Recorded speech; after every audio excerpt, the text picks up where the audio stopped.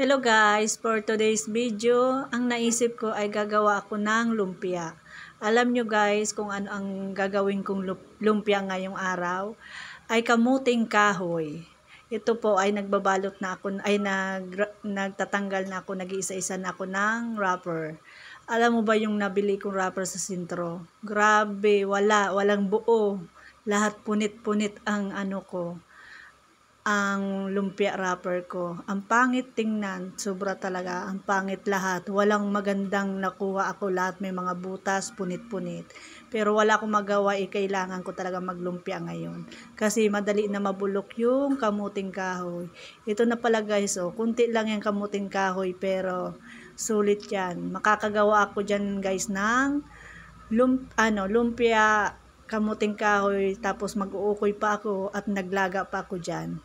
Tingnan mo, ang dami kong nagagawa sa kaunting kamuting kahoy lamang. Pero ito, ang sarap niya guys, matigas. Matigas itong kulay yelo, masarap siyang ilaga. Pero itong mga puting kamuting kahoy, ito ang ginawa kong lumpia.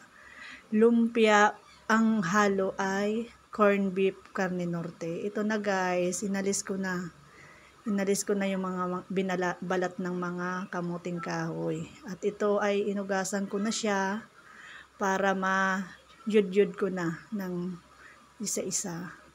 Tapos alam nyo ba guys, ngayon lang ako nakapag video kasi busy talaga. Ang hirap kasi may tindahan, may bibili, tapos magbibideo ka o magluluto ka, tapos ma-stop ka na naman kasi may magbibili. Ay, sobrang hirap talaga guys. Tapos may mga bata pa dito, nag-aalaga kami ng bata.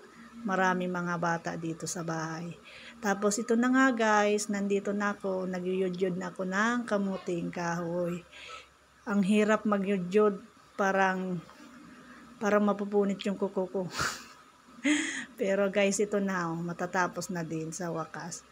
Hindi yan lahat guys ginawa kong lumpia at niyod-yod. Yung tira ito, nilaga ko yan. Ginawa naming meriendaan. Tapos meron na kaming lumpia na nilaksay ngayong hapon, tapos gabihan. Masarap siya guys. Ito pala hindi ko anhan yung talagang yadyad ng mga yung katas, kasi pangit yung walang katas, dapat may kunting katas-katas pa. At ito nga, naggiris na ako ng mga sibuyas, bawang, dahan-dahan ko siyang hinimay, tapos bawang. Yun na nga guys, kung hindi ako araw-araw nakakapag-post ng video, yun, sobra talagang busy. Minsan yung asawa ko ang nagluluto, di na kaya mag-video. Lalo na kapag ako lang mag-isa nagbibideo, ang hirap-hirap talaga. Minsan naglalaglaga na yung cellphone. Kaya minsan walang post, walang video, walang picture-picture na isesend ko sa Facebook. Grabe talaga, sobrang busy namin. Ang hirap pag may mga ginagawa sa araw-araw, nag-aalagang bata, may tindahan, yung mga anak ko pa. Ang hirap talaga guys. Kaya ito na nga guys, inugasan ko na yung maliit na rice cooker na kaldero namin, kasi lalagain ko na siya.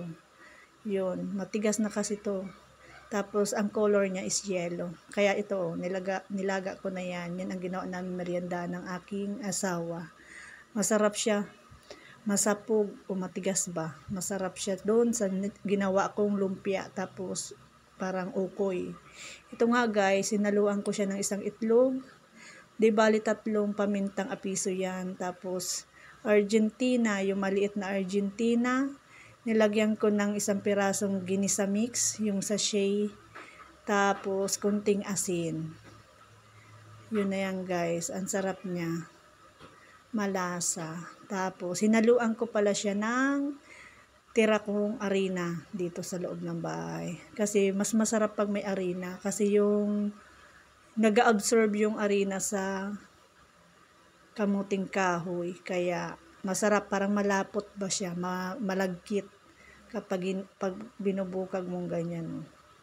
Yun na yan guys, bali gawa ako dyan guys ng 4 na piraso ata na lumpia. kasi itatry naming lutuin. Before ko lahat gagawin yan. Bali, gumawa ako dyan ng 4 na pirasong lumpia. Prinito ko siya para malasahan namin kung tama na ang timpla. Masarap na siyang gawing lumpia. Kayo guys, nakalasa na ba kayo ng lumpia na kamuting kahoy? Kasi ang kamuting kahoy ay iba-ibang klase talaga yan. Pwede mong gawin. Pwede kang gumawa ng lumpia gulay, lumpiang isda, lumpiang hipon, lumpiang sili, lumpiang corn beef Argentina. O, yun nga ang ang update natin o pinaka best seller talaga ng lumpia is lumpiang Shanghai, yung karning tinatawag. Pero sa ngayon ay gagawa tayo ng lumpiang kamuting kahoy. Pero yun nga, meron pa din tayong lumpiang tinatawag na cheese lumpia. Yun, para sa mga bata naman yun. Binabalutan ng cheese. Ito, itry nyo guys. Kamuting kahoy lumpia. Pwede ngang banana lumpia. Pwede kahit ano. Kamuting lumpia. Itry nyo. Masarap siya. Masarap siyang kainin ang lumpiang kamuting kahoy. Malagkit-lagkit. Tapos ito pala guys, yun nga, yung kanina nakita nyo, nilagyan ko siyang maliliit na Eden cheese para talagang yummy. Pag naprito mo yun, tapos yun nga, magtutunaw yung Eden cheese sa loob ng lumpia, masarap siya, mapulot, malagkit-lagkit kainin. Yun nga, nakita nyo yung lumpia wrapper ko. Punit-punit talaga siya, pangit siya, kaya diskarte na lang ang ginawa ko para magamit ko yung mga punit-punit na lumpia wrapper. Kasi sayang naman, binili ko yun ng 25 pesos sa 25 pesos, 50 pieces. Yung 50 pieces, ilang piraso lang ang nagawa.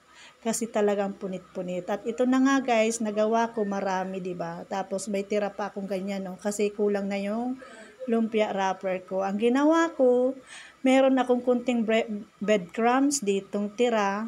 Hinalo ko dyan. Hindi ko na napakita sa inyo. At yun, ginawa kong ukoy. Masarap siya, maragsip ba? Crunchy na tinatawag, crunchy.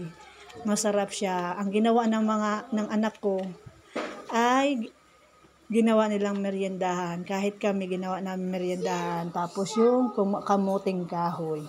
Kaya try nyo na guys, gumawa ng kamuting kahoy lumpia. At ito na nga ang aming nagawang lumpia. May tira pa akong lumpia. Thank you guys for watching.